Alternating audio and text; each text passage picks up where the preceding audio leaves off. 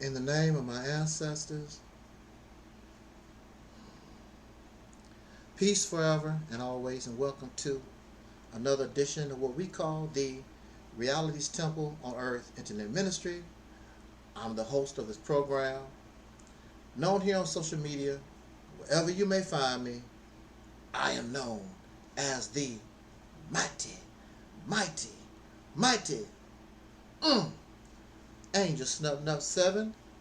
I am your soul brother, number one. Contrary to popular belief, I was a child at one time. Oh yeah, I was a child at one time. I wasn't always a senior citizen. I always wasn't an old person. We go through stages. We all start off as children. I grew up in the rural Mississippi South. My grandparents were, and my mother and father and those type relatives, they were sharecroppers. I was born toward the end of the Jim Crow era, and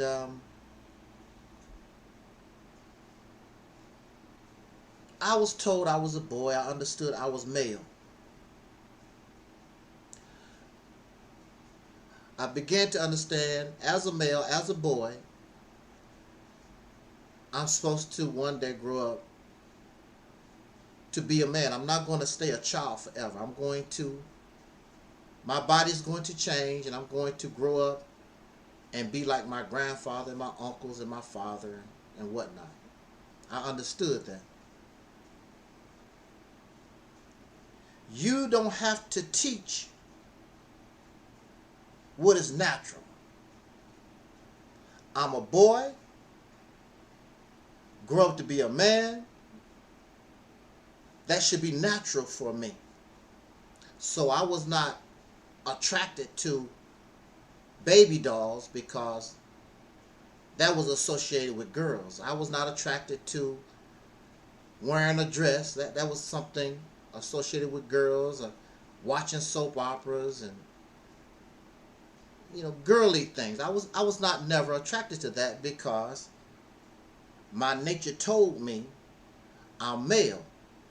So I was attracted to what was in society, in our family, that was relegated to the male.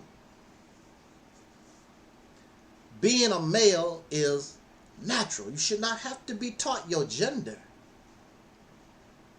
So a woman should be able to raise a male unless something has happened to him where his nature has been disrupted. Because she should not have to actually teach a male child how to be a male. That should be natural. In fact, your daddy, nobody can teach you how to be what you were born. You are male. You're a gender. The only thing a mother and father can teach the male or female is what is expected in the family from you in that society. But to be a female, to be a male, that should be natural. So, I know I need to grow up and become a man. And I should be attracted, as a boy, I should be attracted, not sexually, not romantically. I should be attracted to another man. I should be attracted to men as they are my example, or should be my example, of what I'm going to be when I grow up. As when you see lions in nature and other males in nature, they look at the other males and their behaviors and how they do, because one day that's what they are going to be. But for me, and for many of us who are the descendants of slaves born in America, we have a problem, because for hundreds of years, our example for manhood has been weak, because we come from chattel slavery. And my gender as a male was never allowed to express his full potential as a male. He was denied the right to provide and protect,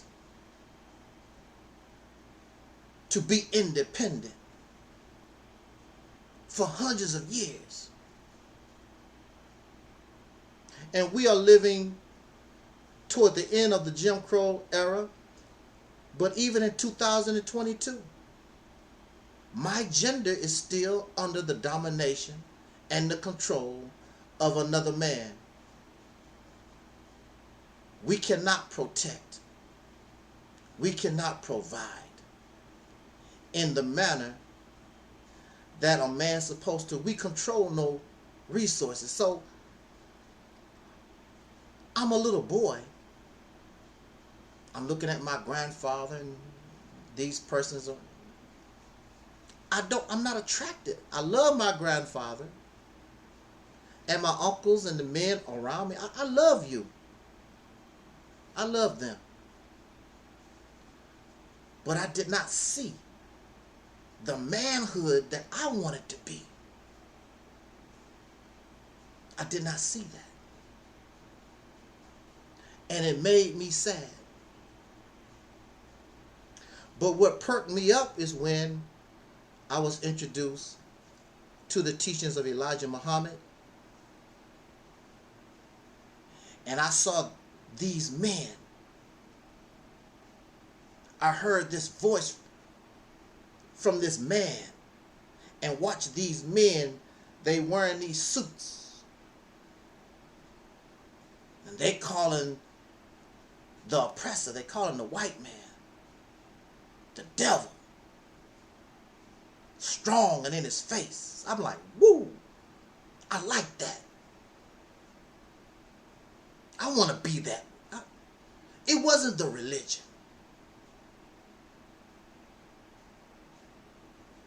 I always questioned religion. I always had a problem with religion. Religion was not forced on me. My parents, my people did not force religion on me. That's your choice. But I always questioned it, because we were still introduced to religious teachings. And so we just had to, figure things out on our own. But it wasn't the religion I was attracted to. It was the manhood. The men. That's the first time I ever saw men stand strong. Now, I didn't see the brothers from the Black Panther Party and some of these other organizations. I did not know about those organizations and other persons until later on. I'm very sure, and I see the pictures now and the stories, they were strong men also. And I view Dr. King as a strong man also. Dr. King was very influential.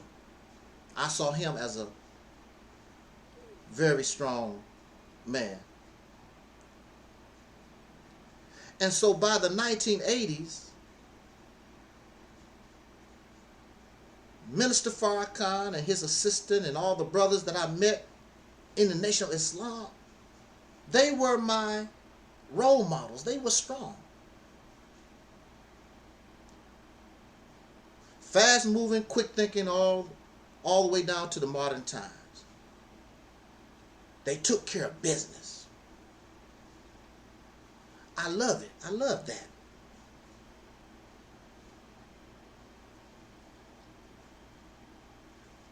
However, as I matured,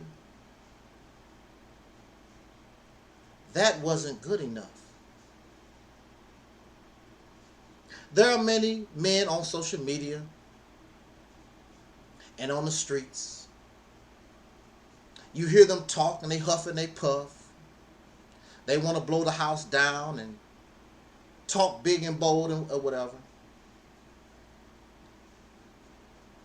But they still, in 2022, we have not risen with all our big mouth, all that huffing and puffing.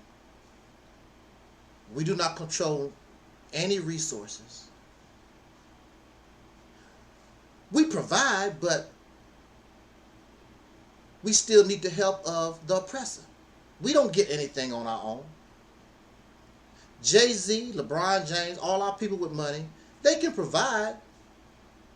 But the reason why they can provide because they got it from the oppressor. They didn't get it on their own. Their oppressor gave them an opportunity. They did not make the opportunity on their own. Another man had to give them opportunity. But when you're a man, you make opportunity yourself, like they did. Now, how the white man made his opportunity is foul. I would like for us to get opportunity and provide for ourselves without being foul.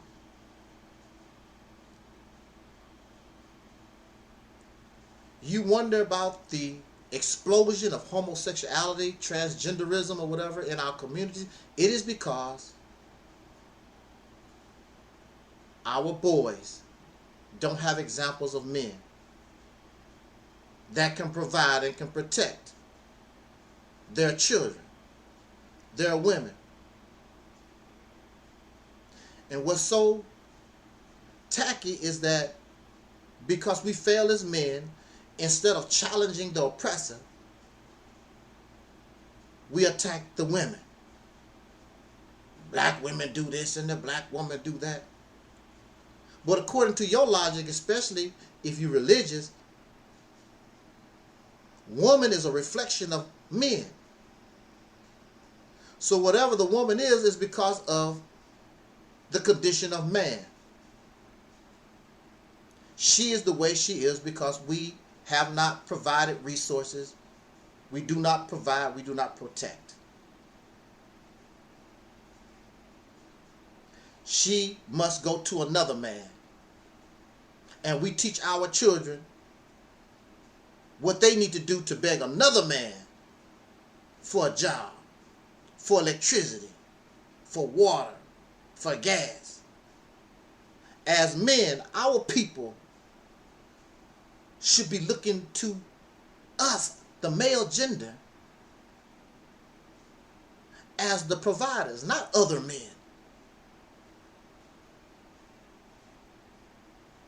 We should have control over something. And that's why the Mississippi campaign, we suggest, well, maybe we can become the world's biggest producer of organic food. That's what we would be known as. We got to produce and do something. But the current condition of manhood, they talk, but they are not inspiring and motivating. They have no plan. They're not creative. They're not moving our agenda the way it needs to be. So as a little boy, I can look to us in 2022 and say, that's what I want to be. Am I wrong for wanting my gender to be better?